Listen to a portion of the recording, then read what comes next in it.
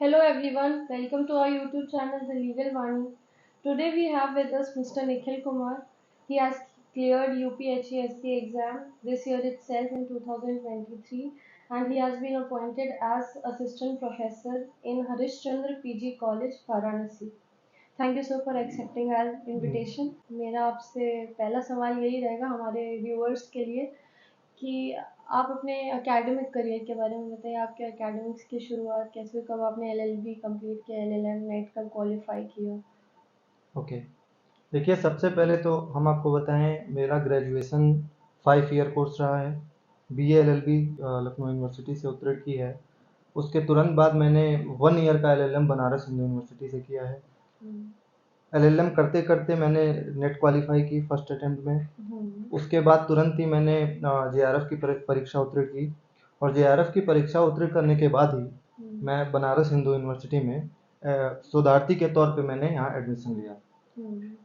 2 साल बीते थे, यूपीएचईएससी का फॉर्म आया था, मैंने इसको अप्लाई किया और by the grace of God मुझे नौकरी मिल गई और मैं हरीश चंद्र पीजी कॉलेज में वर्तमान समय में पोस्टेड हूँ।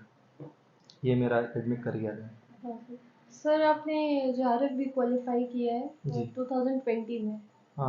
दिसंबर 2019 में मेरा दिसंबर जेआरएफ 2020।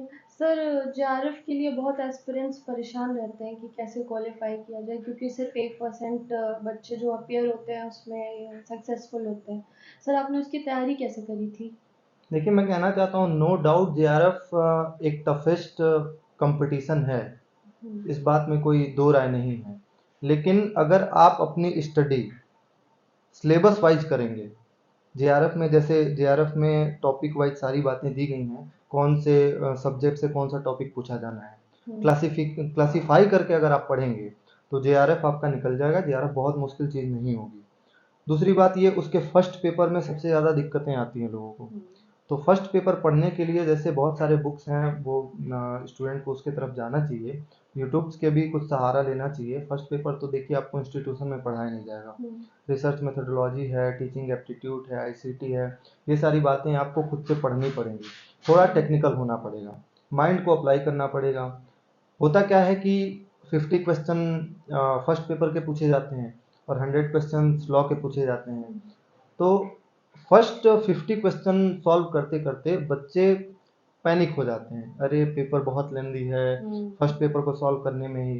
तो मेरा एक सजेशन बच्चों से यही है, हमारे आपके व्यूअर्स से यही है कि जब भी आप यूजीसी नेट जेआरएफ की परीक्षा देने जाएं तो कोशिश करें कि सबसे पहले आप लॉ के जो सब्जेक्ट्स हैं, लॉ के जो क्वेश्चंस हैं, उसको आप सॉल्व करें, क्योंकि वो आपका उस पर आपकी कमांड है। फर्स्ट पेपर में आपको पता नहीं है कहाँ से क्वेश्चंस आएंगे और कैसे आपको सॉल्व करना है। तो मेरा सजेशन बच्चों के लिए यही है कि फर्स्ट पेपर को बाद में सॉल्व की जाए, उसके लिए टाइम बचाया जाए और सेकंड पेपर को पहले सॉल्व किया जाए। That's all. सर आपने जो अपना एकेडमिक्स बताया, तो आपने एलएलबी किया, एलएलएम किया, तुरंत ही नेट जेआरएफ क्वालिफाई किया, तुरंत ही असिस्टेंट प्रोफेसर बन गए। तो क्या आपका रुझान हमेशा से इसी लाइन में था कि आपको असिस्टेंट प्रोफेसर ही बनना है, या फिर आपने कभी जुडिशरी अदर कॉम्पिटिटिव एग्जाम्स के बारे में या लिटिगेशन के बारे में या लॉ से जुड़ी अदर फील्ड्स को एक्सप्लोर करने के बारे में सोचा हो? देखिए, मैं तो ऐसा नहीं कहूँगा कि मेरा एम ही था असिस्टेंट प्रोफेसर बनना, क्योंकि मैं भी उसी बात से ग्रसित हूँ जिस बात से सारे स्टूडेंट ग्रसित होते हैं, एलएलबी किया और जज बनना है। ये एक ट्रेंड चला हुआ है। लेकिन पढ़ते पढ़ते मुझे ये बात समझ आई कि सारे बच्चे जज बनेंगे तो कौन बनेगा प्रोफेसर। ये एक बड़ी बात है। सारे बच्चे अगर जज की तरफ जाएंगे, एपीओ की तरफ जाएंगे, तो उनको बनाने वाला कौन बनेगा, प्रोफेसर कौन बनेगा। तो मुझे ये बात समझ आई कि आप नौकरी के पीछे ना भागें, किसी भी नौकरी के पीछे ना भागें, आप पढ़िए। एग्जाम सारे हैं, सारे एग्जाम्स को आप देते रहिए, आप पढ़िए। लेकिन आपका एक एम है जुडिशरी या फिर एक एम है असिस्टेंट प्रोफेसर, मुझे लगता है एम डिसाइड करना जरूरी है, लेकिन एक बैकअप होना चाहिए आपके पास। और मैं ये नहीं कहूँगा कि जुडिशरी को बैकअप रखा जाए या फिर असिस्टेंट प्रोफेसर को बैकअप रखा जाए। जुडिशरी अपने आप में एक नोबेल जॉब है और असिस्टेंट प्रोफेसर अपने आप में एक नोबेल जॉब है। तो हम किसी चीज़ को बैकअप और प्लान बी का नाम नहीं देना चाहते हैं यहाँ पे। हम चाहते हैं कि आपका जो भी एम है उसके बगल में आपका एक और एम होना चाहिए। जरूरी नहीं है आप जुडिशरी की तैयारी कर रहे हैं तो जज बन ही जाएं। आप बहुत अच्छे हैं पढ़ने में, उसके बाद भी बहुत सारी परिस्थितियां ऐसी होती हैं जिसमें आप कभी कभी क्वालिफाई नहीं कर पाते हो, या एक नंबर से, आधे नंबर से आप बाहर हो जाते हो, तो फिर आप आ जाते हो एलएलबी पे। जैसे एलएलबी पास करने के बाद से जो बच्चा जिस फुटिंग पे होता है, फिर आप जब मेन से या फिर इंटरव्यू से आप नीचे आते हो, तो फिर आप इक्वल फुटिंग पे आते हो। तो आपके पास एक बैकअप होना चाहिए। सर आपका मीडियम ऑफ एजुकेशन क्या रहा है?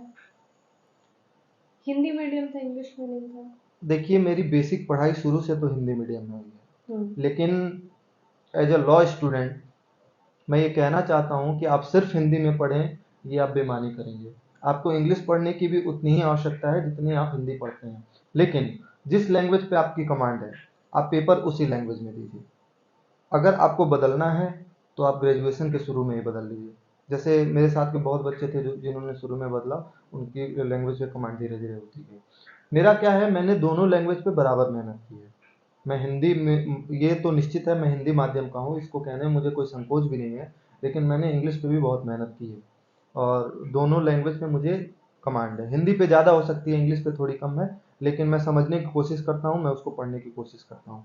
तो एक लॉ स्टूडेंट को दोनों लैंग्वेज पे बराबर कमांड होनी चाहिए। वो ये प्ली नहीं ले सकता कि मुझे इंग्लिश नहीं आती, वो ये नहीं कह सकता है मुझे हिंदी नहीं आती, है ना। क्योंकि आप जुडिशरी का भी आप सिलेबस देखें तो उसमें हिंदी और इंग्लिश देखिए बराबर अंकों का प्रश्न पत्र आता है उसमें। कभी भी किसी हिंदी वाले स्टेट में जाएंगे, जैसे बिहार में या फिर यूपी में या फिर राजस्थान में, तो इंग्लिश की बहुत महत्ता है। और आप आएंगे सिविल जज के तौर पे आएंगे, या फिर किसी बच्चे को पढ़ाने जाएंगे, तो सिविल जज में भी जब आप जुडिशरी में जाएंगे तो जो बहस होती है हिंदी में होती है, कुछ कुछ उर्दू वर्ड भी बोले जाते हैं उसमें। तो आपको दोनों लैंग्वेज जाना जरूरी है मेरे हिसाब से। सर मीडियम ऑफ एजुकेशन को देख के एक ट्रेंड देखा गया है कि जो हिंदी मीडियम के, जैसा आपने भी किया, हिंदी मीडियम के जो छात्र होते हैं वो इंग्लिश मीडियम में स्विच कर लेते हैं। तो क्या इसकी वजह होती है कि हिंदी मीडियम में मटेरियल अवेलेबल नहीं है, कंटेंट अवेलेबल नहीं है, या उसकी डिफ़िकल्टी लेवल ज़्यादा है, या आगे चल के उसको लेके डिफ़िकल्टी हो सकती है कि हिंदी मीडियम वाले बच्चों को कंपटीशन में दिक्कत होती है? ऐसा क्यों है? क्या हिंदी मीडियम का वैल्यू कम है, लेवल कम है, या फिर कंटेंट कम है? क्या वजह है इसकी जो हिंदी मीडियम के छात्र स्विच कर लेते हैं देखिए, इंग्लिश मीडियम में? आपके एक बात पे मुझे आपत्ति है। हम्म। वैल्यू, हम्म। हिंदी मीडियम की वैल्यू कैसे कम हो सकती है जबकि हम हिंदुस्तान में रह रहे हैं? वैल्यू तो कहीं से कम नहीं है, लेकिन ये दुर्भाग्य है। मटेरियल, जैसा आपने कहा, मटेरियल की कमी है, या फिर बैसनेस भी हो सकता है। मैं पूरी तरीके से इस बात को नहीं कहूँगा, एक प्लेटफॉर्म पे मैं इस बात की चर्चा नहीं करना चाहता हूँ। मैंने देखा है बहुत सारे जो कोचिंग इंस्टीट्यूट के लोग हैं, जैसे विकास दिव्यकीर्ति, उन्होंने बात की यूपीएससी में भी इंग्लिश के खिलाफ भेदभाव होता है। और ये निश्चित तौर पे ये मैं कहना चाहूँगा कि मटेरियल की जो बात आप कह रही हैं, तो जितनी मटेरियल इंग्लिश में है उतनी मटेरियल हिंदी में नहीं है, ये एक बात। दूसरी बात और, देखिए, मेहनत दोनों माध्यम के बच्चे करते हैं, इंग्लिश के भी करते हैं, हिंदी के भी बच्चे करते हैं। रिजल्ट में काफ़ी अंतर आ जाता है। इंग्लिश के रिजल्ट ज़्यादा आते हैं, हिंदी के रिजल्ट कम आते हैं। या तो हिंदी वाले बच्चे पढ़ते नहीं हैं, या ये हो सकता है कहीं ना कहीं कुछ तो कमी है, कुछ कमी है, उसको हमको देखना पड़ेगा और इस चीज़ को बैलेंस करनी पड़ेगी। लॉ की पढ़ाई में इंग्लिश का जानना बहुत ज़रूरी है, लेकिन अगर कोई बच्चा जिसकी परवरिश हिंदी माध्यम में हुई है, बचपन से ही वो हिंदी पढ़ा है, बहुत सारे स्कूल हैं जो हिंदी में हैं, जो हमारे सरकारी संस्थान है वो हिंदी में है, शुरू से ही जो हिंदी में पढ़ रहा है उसकी क्या गलती है? उसको मटेरियल नहीं मिल रहा है, एजुकेशन, जो भी टीचर लेक्चर भी देते हैं, जैसे प्रोफेसर्स लेक्चर दे रहे हैं, तो 70% 75% लेक्चर इंग्लिश में दिए जाते हैं। जो बच्चा इंग्लिश नहीं समझ पा रहा है वो कोशिश करता है, लेकिन वो लेक्चर सुन के फिर डिमोरलाइज हो जाता है। तो बहुत सारे बच्चे कोशिश करते हैं और अच्छा करते हैं, लेकिन बहुत सारे बच्चे डिमोरलाइज होकर वापस भी चले जाते हैं। तो कुछ दोस्त इंस्टीट्यूशन का, कुछ दोस्त मटेरियल का, कुछ दोस्त स्वयं उनका भी है, बहुत दोस्त बच्चों का भी है। हिंदी मीडियम वाले बच्चों को मैं कहता हूँ कि आप उतना मेहनत नहीं करते हैं, और जो करता है वो आगे जरूर जाता है। तो कुछ कुछ दोस्त सबका है, और ये कलेक्टिवली हिंदी माध्यम का जो रिजल्ट खराब हो रहा है उसमें कलेक्टिव दोस्त सबका है, ये मैं कहना चाहता हूँ। सर आपको कॉम्पिटिटिव एग्जाम, ये जो आपने यूपीएससी का क्लियर किया है, इसकी प्रिपरेशन कैसे करी थी आपने और कितना टाइम लगा इस प्रिपरेशन में? देखिए, ये फॉर्म कोविड के आसपास आया था, उस समय कोई और फॉर्म्स नहीं थे मेरे पास, जुडिशरी नहीं था, फिर मैं यहाँ पीएचडी कर रहा था, तो मेरे पास पर्याप्त टाइम मिला था और मैंने प्रॉपर नोट्स बनाए। जितने भी यूपीएससी एससी में जितने भी सब्जेक्ट आते हैं उसके मैंने प्रॉपर जी। नोट्स बनाए और मैंने उस पर काफ़ी मेहनत की। हम्म। तो उस मेहनत का रिजल्ट भी मिला है। फर्स्ट पेपर जीएस भी मेरा तैयार होता चला गया, उसकी भी मैंने मेहनत की थी।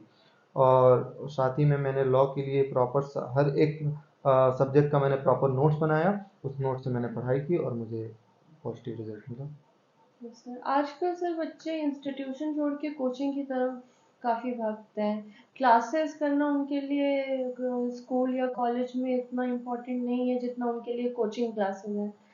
तो ये कोचिंग क्लास का जो बढ़ता हुआ कल्चर है, इस पे आपका क्या कहना है? देखिए, ये तो बहुत सब्जेक्टिव मैटर है कि कुछ लोग इंस्टीट्यूशन में नहीं जाते हैं, कोचिंग में जाते हैं। कुछ लोग कोचिंग नहीं जाते, इंस्टीट्यूशन में ही पढ़ते हैं। बच्चे दोनों जगह से जा रहे हैं। जो इंस्टीट्यूशन में पढ़ रहा है वो भी सफल हो रहा है, जो कोचिंग में पढ़ रहा है वो भी सफल हो रहा है। तो ये उनके ऊपर डिपेंड करता है कि वो कहाँ जा रहे हैं। मुद्दा ये नहीं है कि कोई इंस्टीट्यूशन जा रहा है या कोचिंग जा रहा है, मुद्दा ये है कि वो पढ़ कितना रहा है ना। राहुल आईएएस में भी बच्चे जाते हैं, बहुत सारे बच्चे नहीं होते हैं। जी। इलाहाबाद की बहुत सारी कोचिंगों में बच्चे पढ़ के जुडिशरी जुडिशरी एग्जाम क्वालिफाई करते हैं, बड़े बड़े एग्जाम क्वालिफाई करते हैं। कुछ बच्चे सेल्फ स्टडी से भी क्वालिफाई करते हैं, मैंने कहीं कोचिंग नहीं की। तो ये उस बच्चे के कैपेसिटी पे, उसके सामर्थ्य पे डिपेंड करता है कि वो कैसे कर रहा है। कोचिंग में करे, खुद से करे, इंस्टीट्यूशन में बैठ के करे। अरे इंस्टीट्यूशन में भी प्रोफेसर्स पढ़ाते हैं, मेहनत करते हैं बच्चों के लिए। कोचिंग में भी टीचर्स पढ़ाते हैं। खुद से अगर बच्चा पढ़ना चाहे तो वो पढ़ सकता है। तो ये बच्चे के सामर्थ्य पे डिपेंड करता है कि वो कहाँ पढ़ना चाहता है। सर एक बच्चे के सक्सेसफुल होने में या कुछ बनने में, उसके कैरेक्टर डेवलपमेंट में एक इंस्टीट्यूशन का क्या रोल या इम्पोर्टेंस होती है? देखिए, ये बहुत अच्छा सर। सवाल है। हम्म। एक इंस्टीट्यूशन की क्या भूमिका है किसी भी बच्चे के डेवलपमेंट में। हम्म। मैं ये कहना चाहता हूँ कि एक अच्छा इंस्टीट्यूशन आपकी पर्सनैलिटी को डेवलप करने में, आपकी स्किल्स को डेवलप करने में बहुत ही महत्वपूर्ण भूमिका निभाता है। एक अच्छा इंस्टीट्यूशन आपको वो रास्ता देता है जो आप घर बैठे नहीं कर सकते। तो मुझे लगता है कि अपने स्टूडेंट लाइफ में बच्चों को एक अच्छे इंस्टीट्यूशन में दाखिला लेना आवश्यक है। ये अच्छा इंस्टीट्यूशन में यहाँ पे क्लासिफाई नहीं करूँगा कि कौन सा इंस्टीट्यूशन अच्छा है, कौन सा इंस्टीट्यूशन बुरा है। बुरा तो कोई इंस्टीट्यूशन नहीं होता। अच्छा बुरा होना वहाँ के बच्चों पे, वहाँ के टीचर्स पे डिपेंड करता है ना। मैंने बहुत से ऐसे छोटे कॉलेजेस भी देखे हैं जहाँ से बच्चे आईएएस पीसीएस जुडिशियल मजिस्ट्रेट बन के निकले हैं, है ना। तो बच्चों पे होता है कि वो अपने इंस्टीट्यूशन को अच्छा बताते हैं या बुरा बताते हैं। सर आपके फैमिली का क्या रोल रहा है आपके सक्सेस में? Family background. देखिए, फैमिली बहुत इम्पोर्टेंट भूमिका निभाती है किसी भी बच्चों के सफलता में। जैसा कि मैं अपनी फैमिली की बात बताऊं, मेरी फैमिली से कभी ये प्रेशर रहा ही नहीं कि आप सरकारी नौकरी में जाइए। मेरी फैमिली ने हमेशा मुझसे कहा कि आपको पढ़ना है, आप पढ़िए, आप पढ़ते रहिए, आपको जितना पढ़ना है। तो मैंने पढ़ाई की बिना ये सोचे कि मुझे सरकारी नौकरी में जाना है, मुझे जॉब करनी है। फैमिली ने मुझे पढ़ाया, फैमिली ने मुझे अपॉर्चुनिटी दी कि आप जाइए एलएलबी कीजिए। उन्होंने मुझे पैसा दिया, उन्होंने मुझे खर्च दिया। तो फैमिली की बहुत भूमिका होती है, इकोनॉमिकली भी और मेंटली भी। मुझे लगता है कि पैसा तो बहुत कुछ नहीं होता, लेकिन जो मेंटल सपोर्ट फैमिली से मिलता है वो अगर मिलता रहे, फैमिली से, दोस्तों से, आपके साथ जितने लोग रहते हैं उनसे अगर मेंटल सपोर्ट मिलता रहे तो कोई भी बच्चा कभी भी कुछ भी कर सकता है। मेंटली वीक ना हो जाए कोई बच्चा, इस बात का खासा ध्यान रखना चाहिए। सरकारी नौकरी 1% भी नहीं है, 1% या 2% है। सबको सरकारी नौकरी नहीं मिल जाती। अच्छे अच्छे बच्चे हैं जो पढ़ने वाले हैं, जिनको सरकारी नौकरी नहीं मिलती। और सरकारी नौकरी आपका लास्ट ऑप्शन होना भी नहीं चाहिए। आप उसकी तैयारी कीजिए, लेकिन साथ ही साथ आप इसके लिए भी तैयार रहिए कि अगर सरकारी नौकरी नहीं मिली तो क्या हम करेंगे। तो आपके पास बहुत सारे ऑप्शन हैं। आप कहीं प्राइवेट में भी पढ़ा सकते हैं, बहुत सारे कोचिंग इंस्टीट्यूट आप स्वयं खोल सकते हैं। बहुत सारी ऐसे बिजनेसेस हैं जो आप कर सकते हैं, एडवोकेसी है।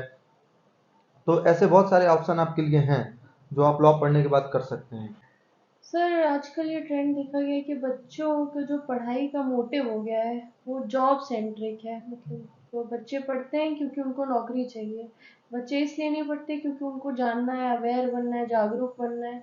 उनको सिर्फ जॉब चाहिए, जो सिलेबस है उतना पढ़ते हैं, एक्स्ट्रा नहीं पढ़ना चाहते हैं। तो इस पे आपका क्या कहना है?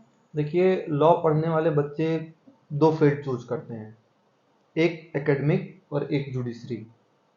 तो जिनको जुडिशरी की तरफ जाना है तो वो जॉब सेंट्रिक होते हैं, उनको जज बनना है। जिनको एकेडमिक की तरफ जाना है तो वो पढ़ाई करते हैं, वो अच्छे से पढ़ाई करते हैं। और जो दोनों में रहते हैं वो दोनों काम करते हैं। तो जो दोनों में रहता है वो दोनों काम कर लेता है। मैं ये कहता हूँ जॉब सेंट्रिक होना कहीं ना कहीं बहुत अच्छी बात नहीं है मेरे हिसाब से। ये मेरा अपना पर्सनल व्यू हो सकता है, आपके लिए मैं नहीं कह सकता कि आप ऐसा भी सोचते हो। मेरे हिसाब से जॉब सेंट्रिक होना जरूरी नहीं है, लेकिन इस बात में भी कोई दो राय नहीं है कि जॉब आज के लिए बहुत आवश्यक है। तो एक कंक्लूजन, हम इस पे तो हम कोई कंक्लूजन नहीं देना चाहेंगे। हम बस इतना कहना चाहते हैं कि आप अपने एकेडमिक्स को, आप अपने पढ़ाई को मजबूत रखिए। अगर आप अपने पढ़ाई से अगर आप खुद संतुष्ट हैं तो आप ये देखेंगे कि आपको कहीं ना कहीं जॉब मिल जाएगी। सर लास्ट में आप कुछ एडवाइस देना चाहें हमारे व्यूअर्स और हमारे स्टूडेंट्स को, तो वो क्या होगी? लास्ट में मैं अपने आपके व्यूअर्स से, हमारे स्टूडेंट्स से बस इतना कहना चाहते हैं कि जब आप एलएलबी में दाखिला लें तो वो आपके हार्ड वर्क का समय होता है। एक सवाल पूछा जाता है, हार्ड वर्क या स्मार्ट वर्क? तो मैं ये कहना चाहता हूँ कि जब भी आप एलएलबी में दाखिला लें या एक साल हो गया या 2 साल हो गया है आपका, तो आप उस समय, वो आपके हार्ड वर्क का टाइम होता है।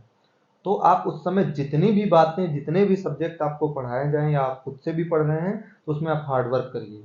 और फिर जब आप कंपटीशन में उतरें एलएलएम के बाद या फिर एलएलबी के बाद, तब आप उसमें स्मार्ट वर्क करें। तो हार्ड वर्क और स्मार्ट वर्क दोनों का कॉम्बिनेशन होना चाहिए, कोई एक चीज लेके आप नहीं कर सकते, पहली चीज। दूसरी बात ये कि आप ये समझते हैं कि एग्जाम क्वालिफाई, सेमेस्टर पास कर लेना, आप अगर 65% 70% पढ़ के सेमेस्टर पास कर ले रहे हैं तो ये आप समझते हैं कि बहुत बड़ी बात हो गई। जी नहीं, सेमेस्टर पास कर लेना एक बहुत बड़ी बात नहीं है। एलएलबी की पढ़ाई बहुत आवश्यक होती है, सेमेस्टर पास करना एक अलग बात हो गई, एलएलबी की पढ़ाई एक अलग अलग बात हो गई। आप अगर एलएलबी की पढ़ाई अच्छे से कर लेते हैं तो आप ये देखेंगे, जब आप एलएलएम में जाएंगे या फिर पीएचडी में इनरोल होंगे, तो आप देखेंगे कि सारी पढ़ाई आपकी एलएलबी की काम आ रही है। तो मेरा स्टूडेंट को एडवाइस यही है कि एलएलबी की पढ़ाई आप अच्छे से कीजिए, बीएलएलबी की पढ़ाई आप अच्छे से कीजिए और हार्ड वर्क के साथ कीजिए। थैंक यू सर, अपने बिजी शेड्यूल में से टाइम निकालने के लिए हमारे चैनल के लिए।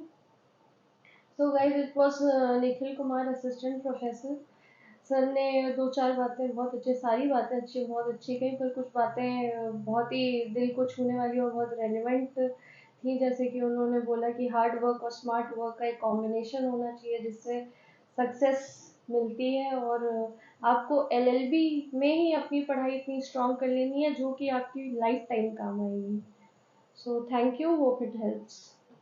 मैं आपके व्यूअर्स, आपके चैनल पे बने रहने वाले जितने भी साथी हैं, उनके उज्जवल भविष्य की कामना करता हूं, और मैं चाहता हूं कि आप ऐसे ही पढ़ते रहें और चैनल के साथ जुड़े रहें। थैंक यू धन्यवाद। सर। नमस्ते।